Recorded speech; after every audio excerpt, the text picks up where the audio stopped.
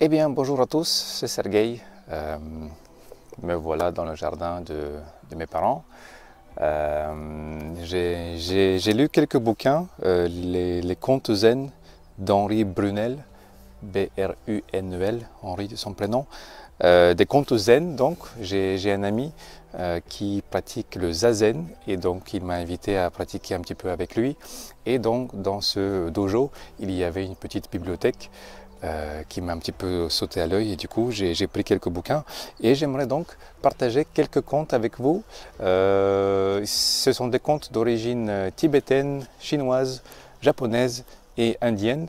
La plupart sont bien sûr japonaises parce que le zen ça se pratique surtout au Japon.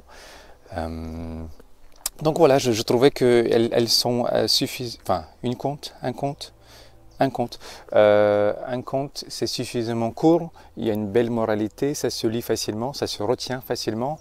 Enfin, j'avoue que parmi les 80 contes qu'il y a ici, il y en a pas mal qui sont assez mystérieux, un peu ambigus, un peu ésotériques.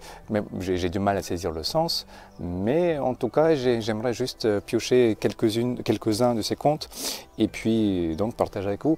Donc je pense que la manière dont cela se fera, c'est que je vais parcourir celles qui m'ont plus marqué et puis on va faire par exemple une série. Donc cette vidéo va être une sur par exemple sur 6 et la prochaine va être la deuxième sur 6, troisième sur 6. Comme ça, si ça vous plaît, vous savez que le nombre total de contes qu'il y aura et vous pourriez donc les choisir. Voilou. Donc le zen, hein, ça vient de, enfin le zen c'est de la méditation. Il y a la même idée de ce qu'on appelle en Inde nirvana ou alors l'éveil. En Japon ça s'appelle satori et en Inde ils appellent ça, ah merde c'est quoi le mot? Satnam. J'ai oublié. Bon, l'éveil, c'est quelque chose avec S, Satnam, je sais plus, bref. Bon, je vais lire ces contes et puis j'essaye d'y mettre un peu de drame ou de théâtralisation pour que ça fasse plus agréable à écouter. Et voilà. Bon. Et puis si ça vous plaît, n'hésitez pas à partager le conte avec d'autres personnes pour que ça les inspire aussi. Ok, bon, on va commencer avec une des premiers contes, Renki l'éléphant, conte d'origine indienne. Ryoto, jeune moine bouddhiste, se plaint de ne pas pouvoir tenir sa pensée en repos. Bon, je pense que ça arrive à tout le monde. Elle saute sans cesse comme un cabri ou comme un éléphant sauvage, dit le vieux maître zen. Ryoto, voyant pétiller l'œil de son maître, devine qu'il va lui conter une histoire et il s'assied à ses pieds à l'ombre du bananier. Bon, on a des arbres fruitiers, mais pas de bananiers ici. Hein. Renki était un éléphant sauvage que l'on captura à l'âge de 3 ans. Une robe gris clair sans défaut, les défenses longues, minces et pointues, des oreilles en forme triangulaire parfaite, un beau mâle que son maître, un marchand d'éléphants dressés, espérait vendre à un bon prix au seigneur du royaume. On attacha Renki à un piquet au bout d'une corde très solide. Le jeune éléphant se mit à débattre avec énergie, avec furie. Il ruait, piétinait sauvagement la terre sous ses lourdes pattes, barrissait à fendre l'âme. Mais le piquet était bien enfoncé et la corde épaisse. Renki ne pouvait se débarrasser ni de l'un ni de l'autre. Alors il entra en rage désespérée, mordant l'air, levant la trompe, barrissant lamentablement vers le ciel. Il s'épuisait en efforts et en cris. Quand brusquement, un matin, Renki se calma, il ne tira plus sur la corde, ne maltraita plus le sol de ses 4 pattes, ne fit plus trembler le voisinage de ses barrissements, alors le maître le détacha. Il put aller d'un endroit à l'autre, portant un baril d'eau, saluant chacun, rendant service à la communauté. Il fut heureux et libre. Ta pensée est comme un éléphant sauvage, dit le vieux maître à son disciple. Elle prend peur, saute en tous sens et barille aux 4 vents. Ton attention est la corde et l'objet choisi de ta méditation. Ton attention est la corde et l'objet choisi de ta méditation, le piquet enfoncé dans le sol. Donc la corde c'est l'attention et le piquet c'est l'objet qu'on a choisi. Calme ta pensée, apprivoise-la, maîtrise-la, et tu connaîtras le secret de la vraie liberté. Voilà, donc je trouve que c'est pas mal comme petite histoire. Donc il y a une jolie analogie avec un éléphant. Donc nous c'est l'éléphant, la corde c'est la tension, le piquet c'est l'objet choisi. Et on essaie tout simplement de ne plus résister, de devenir calme. Et enfin ici c'est assez intéressant parce que c'est écrit rendant service à la communauté, il fut heureux et libre. Donc il y a aussi cette idée de communauté, que on est tous interconnectés, on peut tous s'entraider, et c'est à travers l'altruisme et une sorte de compassion. Voilà, je vais t'aider, je vais faire quelque chose pour toi, qu'on trouve une sorte de liberté intérieure. Voilà. Renki l'éléphant donc. Bon, on va voir s'il n'y a pas d'autres contes. Tic tac tic tac tic. Ah, voilà une autre. C'est la suivante. Son Excellence. Son Excellence, Monsieur le gouverneur Mushoki-shu, est en voyage. Il chemine au pas lent de ses porteurs vers Kamakura, la grande capitale shogunale. Confortablement adossé au coussin de soie, les mains posées sur son petit ventre rond qui tressaute aimablement au rythme de sa litière, Monsieur le gouverneur somnole un peu et rêve. Sa garde personnelle de nobles samouraïs l'entoure et le protège. Suivent en bon ordre les serviteurs, les animaux, les bagages. Monsieur le gouverneur, un sourire béat sur son visage lisse tout doucement et s'endort. Un sourire béat sur son visage lisse, tout doucement s'endort. Voilà, je pense que c'est mieux comme ça. Dans les collines de Kamakura, en un lieu paisible qui domine à la fois la ville et la mer, le maître zen Unkei a installé son atelier de statuaire derrière une modeste pagode. Il sculpte dans le bois des bouddhas au sourire éternel. Il reçoit aussi des gens de toutes conditions qui sollicitent ses conseils. Unkei est un homme à l'écorce rude, un silencieux, mais il ne refuse jamais son aide et chacun le vénère. Ce matin, précisément, le jeune moine qui fait office de portier s'approche d'un air affairé. Il tient religieusement dans ses mains une carte de visite merveilleusement ornée et décorée. On peut lire « Son Excellence Mushoki-shu, gouverneur de Kyoto, conseiller particulier de Shogun ». « Je n'ai rien à dire à cet homme, dit sèchement Unkei, qui laisse tomber la carte et reprend son travail. Le jeune portier, déconcerté, effrayé, revient annoncer au serviteur de son Excellence le refus de son maître. Il attend en tremblant la réaction du haut personnage qui n'a pas quitté sa laitière. « Moine, son Excellence t'attend !» Le portier, plus mort que vif, se présente humblement devant monsieur le gouverneur, confortablement adossé à ses coussins de soie. « Ton maître ne veut pas me recevoir ?» demande son Excellence plus étonné qu'irrité. « T'a-t-il donné une raison ?»« Non, Seigneur. Sait-il que je pourrais ordonner la fermeture de son atelier, l'emprisonner lui et les siens, et faire empaler ses serviteurs ?»« Pitié, Seigneur !» s'écrie le jeune novice en tombant à genoux. Son Excellence, le gouverneur, n'est pas un méchant homme. Il médite un instant, mollement adossé à ce coussin de soie. Autour de lui, la garde des samouraïs s'est raidie, certains ont déjà la main sur leur sabre. Hum, fait le gouverneur, je vais essayer quelque chose. Il biffe tous ses titres et ne laisse sur la carte de visite que son nom, Mushoki-shu. Va redonner à ton maître ma carte de visite. Unkei est en train de laquer un bouddha de bois. Il prend la carte que le portier lui tend en tremblant. Je recevrai cet homme avec plaisir, dit-il. Voilà, c'est la fin. Et il y a une petite citation. J'ai jeté cette toute petite chose que l'on appelle moi, et je suis devenu le monde immense.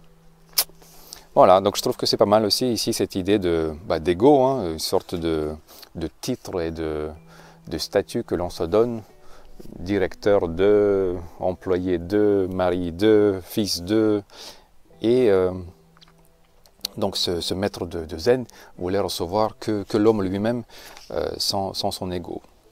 Et donc ce gouverneur était suffisamment intelligent ou sage pour comprendre cela et donc effacer ces titres. Il a jeté cette petite chose que l'on appelle moi, il est devenu le monde immense. Voilà. Bon, on continue. Elles sont toutes très bonnes, très bonnes. J'espère ne pas pouvoir toutes les lire parce que sinon on en a pour toute la journée. Bon, le miroir magique, on continue. Iriku avait beaucoup aimé son père. Aujourd'hui, le vieillard avait rejoint les ancêtres. Souvent, quand il tressait un panier de bambou, Iriku songeait. Si mon épouse n'avait eu tant d'aversion pour mon honorable père, il aurait été plus heureux dans ses vieux jours. Je n'aurais pas hésité à lui manifester mon affection, mon respect filial. Nous aurions eu de longues et douces conversations.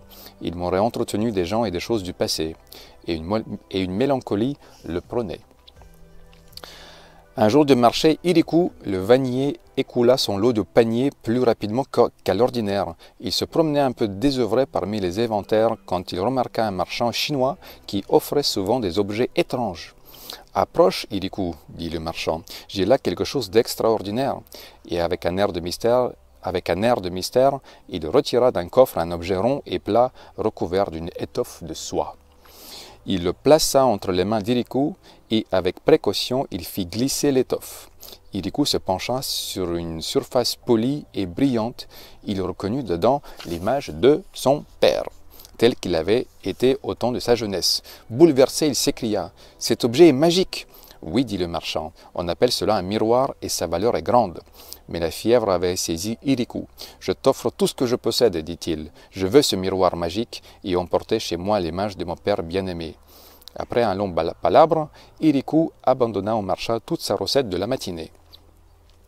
Dès qu'il fut rentré chez lui, Iriku alla dans son grenier et cacha l'image de son père dans un coffre. Les jours suivants, il s'éclipsait, montait au grenier, retirait le miroir magique du coffre. Il demeurait de longs instants à contempler l'image vénérée et il était heureux. Sa femme ne tarda pas à remarquer son étrange conduite. Un après-midi, alors qu'il abandonnait un panier à moitié tressé, elle le suivit.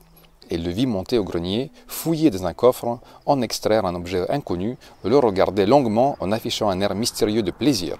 Il recouvrit ensuite l'objet d'une étoffe et le rangea avec des gestes amoureux. Intriguée, elle attendit son départ, ouvrit à son tour le coffre, découvrit l'objet, fit glisser l'étoffe de soie, regarda et vit une femme. Furieuse, elle descendit et apostropha son mari. « Ainsi, tu me trompes en allant contempler une femme 10 fois par jour dans le grenier ?» « Mais non, fit Iriku, je n'ai voulu que t'en parler parce que tu n'appréciais guère mon père, mais c'est son image que je vais voir, et cela apaise mon cœur. »« Misérable menteur, vociféra la femme, j'ai vu ce que j'ai vu, c'est une femme que tu as cachée au grenier. Je t'assure, 3 petits points, donc la dispute continue. La dispute s'envenimait, devenait infernale lorsqu'une nonne mendiante se présenta à la porte. Le couple réclama son arbitrage. La nonne monta en grenier, revint. « C'est une nonne, dit-elle. » Voilà. Donc, c'est un petit peu cette idée de projection intérieure qui devient l'extérieur. Donc, tout ce qu'on perçoit de l'extérieur, ce n'est que le reflet de ce qu'on pense. Le mari aimait son père, il a vu son père. La femme était sans doute jalouse, elle a vu une autre femme. Et la nonne, elle s'est vue puisqu'elle n'a pas beaucoup de projection et pas de désir, pas vraiment d'attachement. Donc elle a vu la réalité telle qu'elle est. Elle s'est vue elle-même. Voilà, un beau conte. Qu'est-ce qu'on a encore?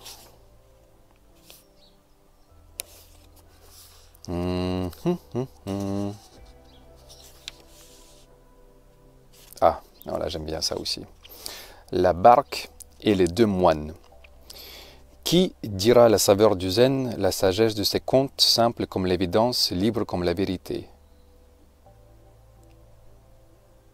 Ah, attends, je refais. Qui dira la saveur du zen, la sagesse de ses contes, simple comme l'évidence, libre comme la vérité? Ok. Un soir d'automne, le brouillard épais masque presque entièrement la rivière Saitama. Un moine et un jeune novice s'apprêtent à la traverser sur une barque légère. Les flots sont jaunes et tumultueux, un vent violent s'est levé. « Maître, je sais bien que l'on nous attend au monastère de Rishiko, mais ne serait-il pas prudent de remettre notre visite à demain? Nous pourrions manger une boulette de riz et dormir dans la hutte de branchage que j'aperçois là-bas. » 3 petits points, le maître dit rien. Son maître, gardant le silence, Kasuku se résigne à embarquer et commence à ramer. On ne voit de l'autre rive qu'une ligne sombre perdue dans le brouillard. Maître, la rivière est large et le vent qui souffle par le travers nous empêche d'avancer à notre gré. Le maître garde le silence. Une dizaine de minutes s'écoulent, qui semblent une heure à Kasuku. Il rame en silence, le cœur inquiet. Soudain, lâchant les rames, il se dresse, le bras levé. « Maître, maître, regardez cette barque qui émerge du brouillard, elle vient droit sur nous. » Donc là, je fais le maître qui ne dit rien. « Maître, elle va nous heurter, nous éventrer, nous allons chavirer. Ohé, du pilote, oh, du pilote, si je tenais celui qui gouverne cette embarcation, je lui assonnerais un bon coup de bâton qui lui ôterait l'envie de mettre en danger de saints hommes comme nous. » Donc là, le maître, il se tait toujours. « Maître, voyez les barques approchent, elle va nous éperonner. » Oh là là, il y a des mots que je ne connais pas du tout. « Elle va nous éperonner de sa proue effilée. J'aperçois maintenant le pilote, ce timonier assassin, dort paisiblement. » Donc là, le maître, il dit rien. « Maître, la barque est tout près. Par Brahma, que ce pilote criminel soit maudit, que le cycle de ses renaissances s'étende sur 1 million d'années, qu'il soit chacal, hyène, rat, punaise. » Quelles insultes, hein. À l'instant du choc, un remous opportun ou une manœuvre habile du maître écarte le danger et les deux barques indemnes poursuivent leur chemin. « Tu as observé l'intérieur de la barque, Kasuku ?» demande le moine zen. Donc ça, c'est le maître qui s'est tué jusque-là. « Oui, maître. La forme que je prenais pour un homme était un sac de grains. Dis-moi, Kasuku, contre qui t'es-tu emporté ?» Voilà. Donc le qui est en italique pour justement montrer que qu'on projette un petit peu ses propres peurs, ses propres problèmes, conflits intérieurs sur le monde extérieur. Voilà. Et c'est assez visible si on calque ça sur le monde réel. On voit souvent des gens qui s'énervent ou qui s'irritent. Ils ont quelque chose en fait à l'intérieur. Donc encore une fois, c'est de ne pas le prendre personnellement, mais de se dire il y a quelque chose en eux, enfin en elles si ce sont des personnes, qui causent le comportement qu'ils ont. Voilà.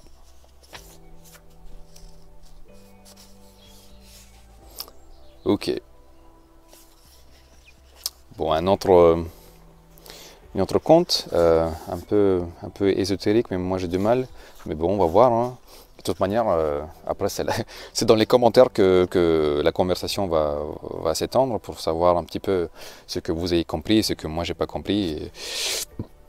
Parce que là, c'est un peu occulte comme morale. Le fantôme encombrant.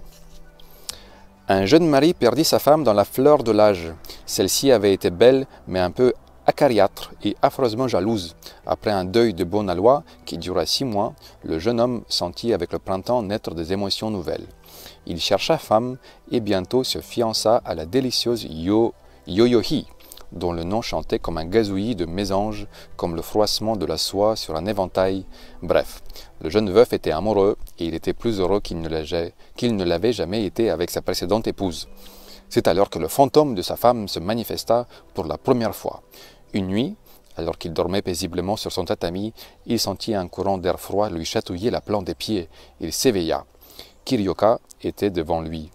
La belle, quoique évanescente, semblait furieuse et n'avait rien perdu de son humeur jalouse. Comment oses-tu, dit-elle, me tromper avec une petite sotte sans beauté qui, ajouta-t-elle avec perfidie, porte une tache de naissance fort disgracieuse sur le sein gauche. « Comment sais-tu cela ?» interrogea le pauvre mari, stupéfait. « Au royaume des morts, nous avons accès au mystère et nous connaissons toutes choses cachées à vos yeux de mortels. » La belle s'en fut. Le mari, encore tremblant de frayeur, ne dormait plus cette nuit-là. À sa marque, hein, des fantômes qui reviennent. À partir de cet instant, l'existence d'Eiyoshi, donc Eiyoshi c'est son ex, hein, c'est son ex-femme qui est morte. Eiyoshi devint un enfer. Le jour, il se promenait avec la tendre Yoyohi dans les jardins de son père. Il s'attardait auprès du grand bassin, admirait la grâce épanouie des fleurs de lotus. Eiyoshi ne se lassait pas, tout en devisant tendrement et en échangeant avec elle de timides sourires, de contempler la nuque parfaite de sa fiancée, son chignon noir de jais, alors J-A-I-S, de jais, je ne sais pas ce que c'est, ses joues qui avaient le velouté de la fleur de prunier. Donc voilà, là il y a plein des petites formulations, des expressions. Pour tous les hommes qui veulent séduire des femmes, on peut dire que tiens, tes joues ont la velouté de la fleur de prunier. Si ça passe pas, alors je ne sais pas ce qui la fera tomber amoureuse. Assise au pied de sa natte, son épouse décédée tournait en dérision tous ses faits et gestes de la journée et l'imitait en ricanant leurs tendres propos. Elle lui rappelait leurs anciens amours et lui répétait « Je sais tout de toi, et ce savoir t'enchaîne. Ta vie est à moi seul, à moi. Je sais tout de toi, et ce savoir t'enchaîne. » Le malheureux, à bout de force et près de perdre la raison, se confia à un ami qui lui conseillait d'aller consulter un célèbre maître du zen vivant en ermite dans l'ancien temple de Kenninji. Donc souvent c'est comme ça, il y a quelque chose qui se passe et puis les gens vont consulter un ermite, un maître qui vit dans une cave, quelque part, dans un monastère lointain, un vieux sage quoi. Le voyage fut long et difficile. Enfin, Heiyoshi parvint au pied du maître et lui conta son infortune. Ah, Heiyoshi, donc c'est le... Heiyoshi, Ok, donc Heiyoshi, c'est le bonhomme qui souffre. Ta femme est devenue un fantôme et elle sait tout de toi. Oui, maître, vous comprenez, habitant le pays des morts, elle a accès à des mystères qui nous dépassent. Elle connaît le passé, l'avenir et fouille à son gré dans mes moindres pensées. Je vois, dit le maître en se grattant un orteil avec un petit bâton de bambou, car il avait plu et un peu de boue avait éclaboussé ses pieds nus dans les sandales. Je vois. Que dois-je faire, maître? Tu es jeune, Heiyoshi, ton cœur est neuf et tendre. Il est aisé d'assurer son pouvoir sur toi. Je vais t'aider. Le jeune veuf se confondit en remerciements et déclara « Je suivrai vos conseils, maître. Je m'y conformerai en tout point. Indiquez-moi seulement la voie. » J'imagine, c'est un petit peu une sorte de schizophrénie qu'il a, quoi. Je veux dire, il se fait des films, quelqu'un vient le hanter toutes les nuits, il sait tout sur lui. Quand le fantôme de ton épouse apparaîtra, confesse humblement ton ignorance, loue ses étonnantes connaissances en un mot, flatte-la et propose-lui un marché. Si tu peux répondre à une dernière question, je serai définitivement convaincu de tes pouvoirs surnaturels, je renoncerai à Yoyohi, qui n'est qu'une simple mortelle, et je serai ton époux fidèle à jamais. Hélas, s'éclama Heiyoshi, c'est elle qui va l'emporter, j'en suis sûr. Ce qu'elle ne sait, elle le devine. Rien de ce que je fais ou pense de lui est caché. Rien de ce que je fais ou pense ne lui est caché. Voilà, donc elle sait tout, omnisciente. Suis mon conseil, déclara un peu rudement le maître, ou si tu ne veux pas m'écouter, va-t'en. Heiyoshi, troublé, affolé, acquiesça. Je vous obéirai, maître. Prends dans ta main droite fermée une grosse poignée de graines de soja et demande-lui combien il y en a. Dans une main droite fermée une grosse poignée de graines de soja. C'est tout? Demanda Heiyoshi. Le maître de zen ne répondit pas, il s'est installé en zazen et médité. Donc justement, la méditation, hop. Heiyoshi rentra chez lui. La nuit même, le fantôme de son épouse réapparut. « Tu es allé rendre visite à un maître du zen » ricana-t-elle. « Croyais-tu que je l'ignorais et pensais-tu pouvoir m'échapper » Heiyoshi plongea alors sa main droite dans un tas de soja, en saisit une grosse poignée qu'il présenta dans sa main fermée. « Combien y a-t-il de graines » demanda-t-il. Le fantôme du Kiryoka se dissipa dans l'air et ne reparut jamais. Voilà, c'est la fin. Alors j'avais un peu de mal à comprendre, donc est-ce que c'est le fait de ne pas savoir soi-même quelque chose dans sa vie qui donne cette liberté? Parce qu'elle savait tout ce qu'il savait, mais lui il ne savait pas combien il y avait de graines, donc elle non plus. Et c'est cette reconnaissance, cette prise de conscience qui a fait qu'elle a disparu, je pense. Donc, voilà. Et il y a un petit passage qui suit. Il suffit de peu de choses, un zeste de bon sens, une question claire, un rire, pour désarçonner les faux gourous qui manipulent les âmes simples, les esprits sensibles ou fragilisés en s'enveloppant d'ombre et de mystère. quelques graines de soja et s'évanouissent les fantômes. Voilà, donc je pense que là, parce que je l'ai relu, et justement c'est pour ça que je me suis arrêté, j'ai répété ce passage où elle dit « Je sais tout de toi et ce savoir t'enchaîne ». Et justement, lui, il ne savait pas combien de graines il avait dans sa main. Et donc, ce manque de savoir l'a déchaîné, a rompu les chaînes. Walou, walou, walou, walou. Bon,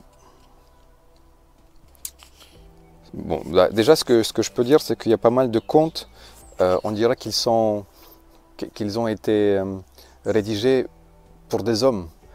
Alors je ne sais pas si parce qu'il y a plus de moines que de nonnes, mais en tout cas il y a cette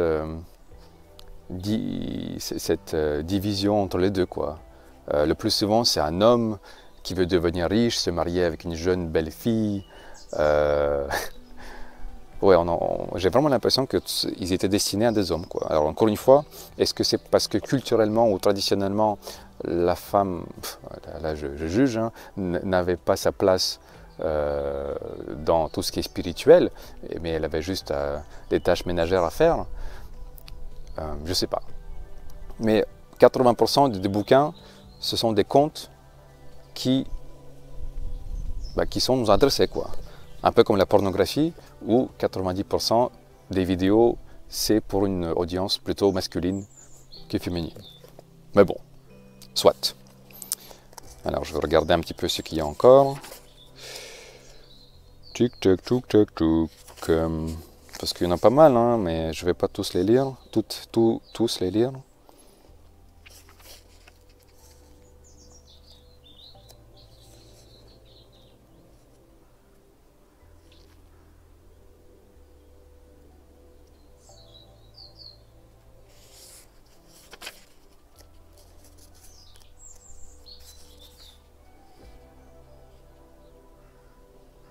Ah, voilà, une question que nous nous posons tous.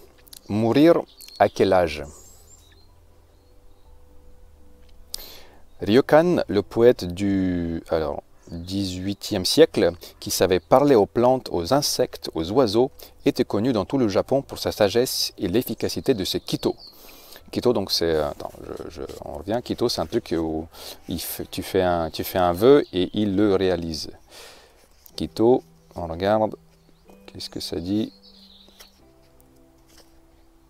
Kito, numéro 9. Kito, cérémonie pour exaucer un vœu. Bah voilà, c'est ça. On venait de tout le pays pour le consulter et lui demander d'intercéder auprès des dieux. Or, un matin, un honorable moine, tout sec, tout desséché par l'âge, se présenta devant la cabane de branchage. « Je suis honoré de ta visite, saint moine, dit Ryokan. Ta réputation et de bonté est parvenue jusqu'à moi. Que désires-tu » ? « Je voudrais un kito, dit l'homme en caressant sa barbe courte et blanche. « Volontiers, dit Ryokan. Que souhaites-tu ? Je voudrais que ma vie soit longue. Quel âge as-tu ? J'ai 80 ans depuis les dernières fleurs de cerisier. Jusqu'à quel âge dois-je demander au Dieu que ta vie se prolonge ? 100 ans. 100 ans me paraît un bon chiffre. Oui, 100 ans c'est bien. Je suis étonné, dit Ryokan, par la modestie de ta requête. Tu es venu de très loin pour me réclamer ce kito. Pourquoi te contenter de 100 ans ? Il est vrai, soupira le visiteur, que je répands constamment autour de moi sagesse et bienfaits. Que ne pourrais-je faire si je vivais davantage ? Disons 120, 130, fixons plutôt un chiffre rond. 150 ans, est-ce possible ? Bien entendu, fit Ryokan.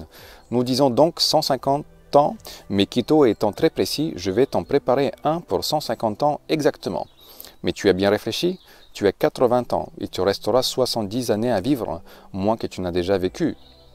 Il ne te restera 70 années à vivre, moins que tu as déjà... Voilà, parce qu'il a vécu 80.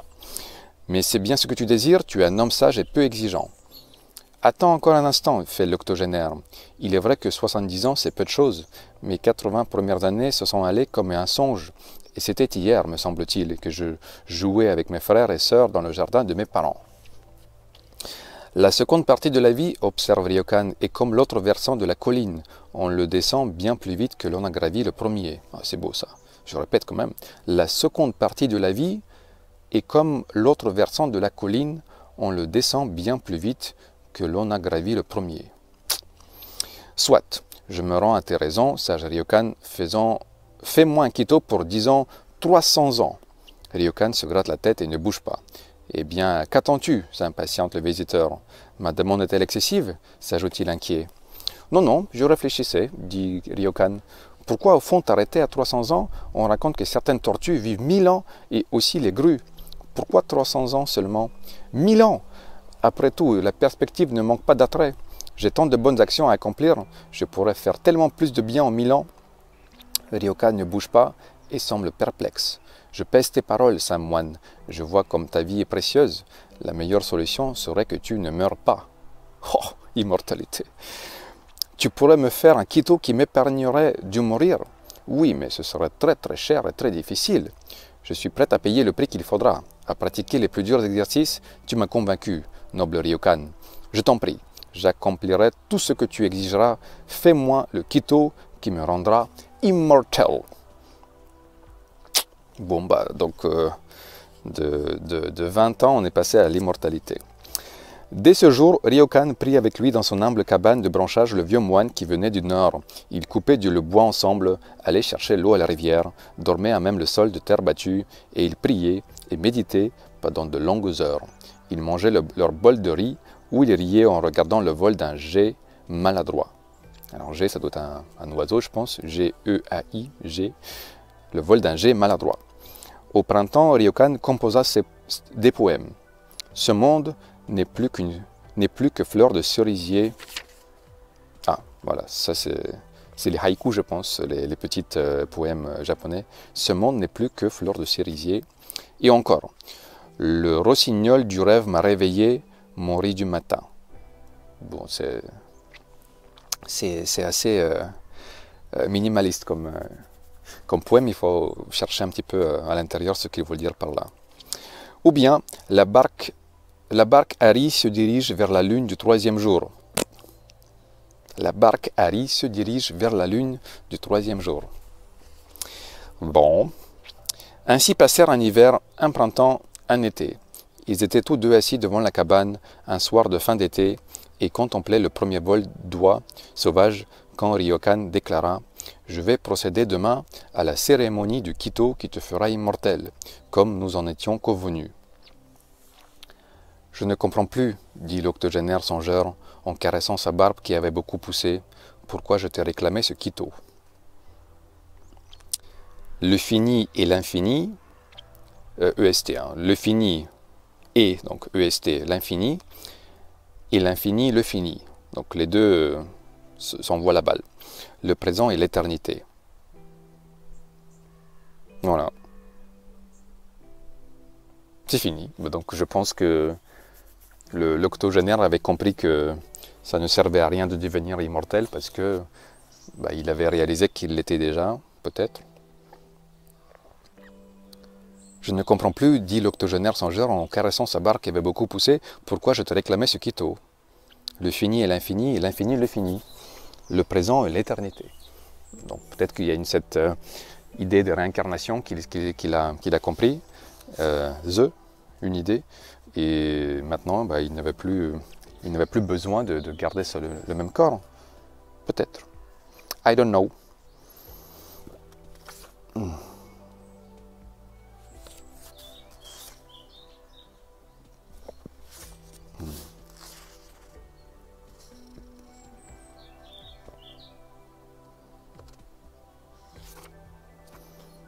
Un autre, assez court, court.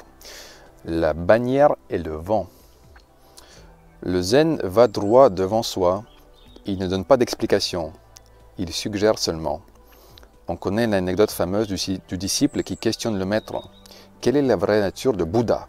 Le cyprès dans la cour. Donc le cyprès, j'ai regardé, apparemment c'est un arbre dans la cour, le cyprès dans la cour. Le zen unit le visible et l'invisible, l'humble quotidien et la réalité ultime, le relatif et l'absolu. Le cyprès dans la cour, la fleur devant soi, le caillou sous nos pas, sont les chemins qui mènent à l'au-delà, de l'au-delà, du par-delà. à l'au-delà de l'au-delà du par-delà. Ok. Et donc voici le conte qui commence. La bannière et le vent. Par un bel après-midi de printemps, un maître zen rentre de promenade. Le temps est délicieux, ni chaud ni froid, un temps d'équilibre et de grâce auquel l'âme spontanément s'accorde. Une légère brise souffle, et en arrivant face au portail du monastère, le maître constate que la bannière à l'effigie du Bouddha faisait doucement au vent. Alors faisait, je pense qu'elle bouge un petit peu comme ça, quoi.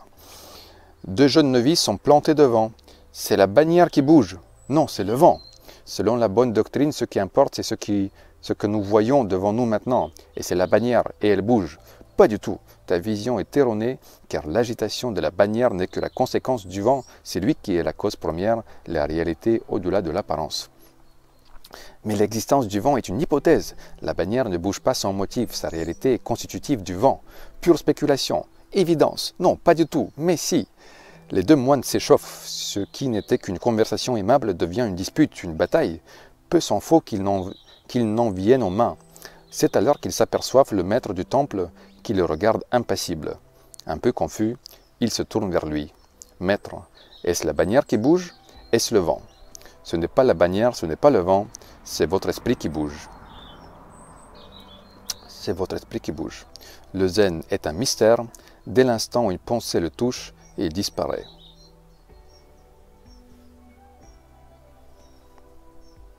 Le zen est un mystère. Dès l'instant où une pensée le touche, il disparaît.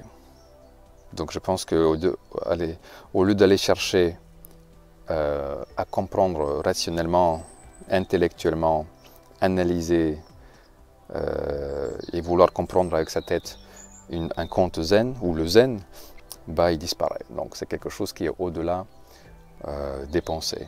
Et je pense que c'est ça qui est difficile à saisir, parce que justement on doit utiliser les pensées pour comprendre quelque chose qui est au-delà des pensées. Voilà.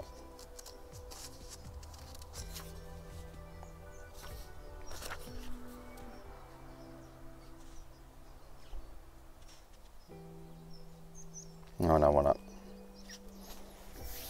Bon, une autre conte. L'amour s'en va.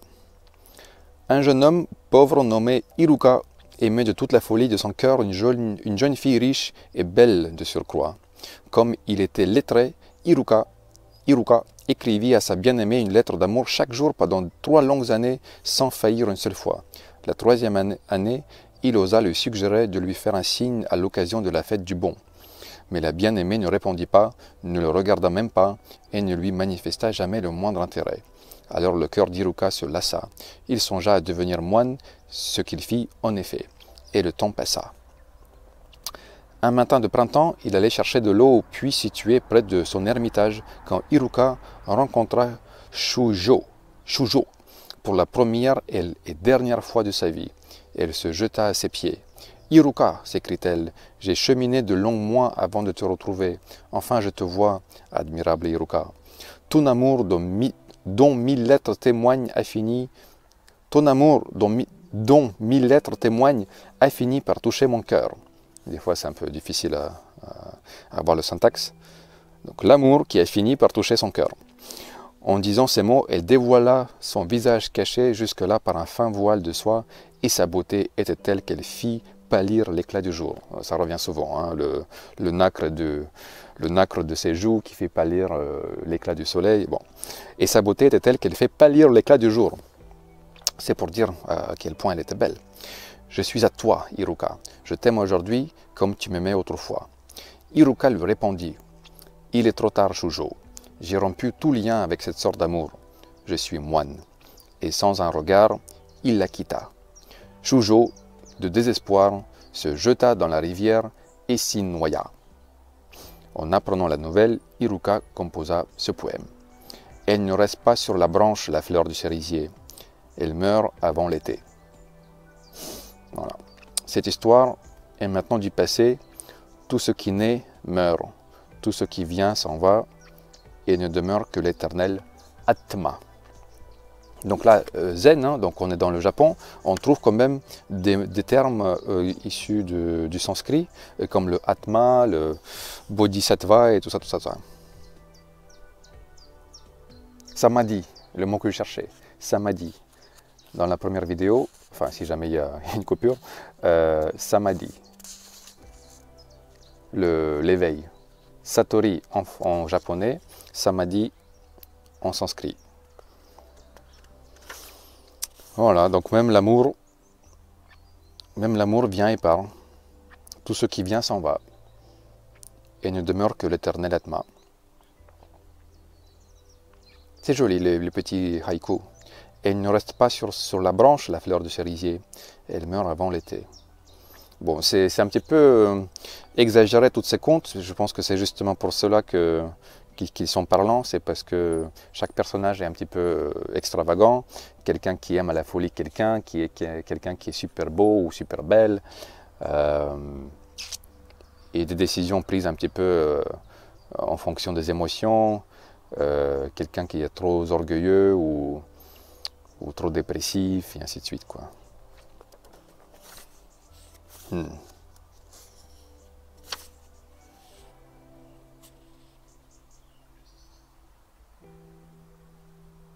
Ah, tiens, encore une... Bon, là, dans ce conte-là, on met en exergue un petit peu quand même l'intelligence féminine, hein, comme quoi ce n'est pas que des moines qui peuvent connaître l'éveil, mais aussi des nonnes. Une nonne très singulière. Un vieux maître zen aimait cette histoire. Ce conte sera un moment important sur votre chemin de sagesse. Et il souriait en disant ces mots avec malice aux jeunes novices. Si vous avez connu la ville de Nara en ce temps-là, Nara, la verdoyante, la fleur embaumée, joyeux de l'île de Honshu, la capitale religieuse du Japon, la Rome bouddhique. Entre ces murs vivaient des centaines de nonnes et de moines. Partout fleurissaient les sanctuaires, chapelles, pagodes à plusieurs étages, temples célèbres. Le plus connu de tous était le merveilleux temple de Todaiji. Lors de grandes fêtes bouddhiques, l'empereur lui-même assistait aux cérémonies. Ce jour-là, toute la ville était en liesse. Une foule immense se répandait dans les ruelles autour du temple. Les batteurs, les montreurs de marionnettes, les mimes, les acrobates rivalisaient d'adresse, amusaient les badauds de leur tour. Soudain, un bruit courait. L'empereur, les soldats armés de lourdes piques écartaient la foule et le cortège s'avançait. L'empereur, richement vêtu d'or sur son palanquin, entouré d'une nuée de courtisans, de ministres, de chambellans et de bonzes. Les parfums d'encens embaumaient l'air et les chants accompagnaient d'une musique céleste la lente progression du cortège impérial vers le grand portique du temple que surmontait le magnifique Bouddha laquais, resplendissant de 1000 lumières. Donc c'est l'empereur qui entre dans le temple.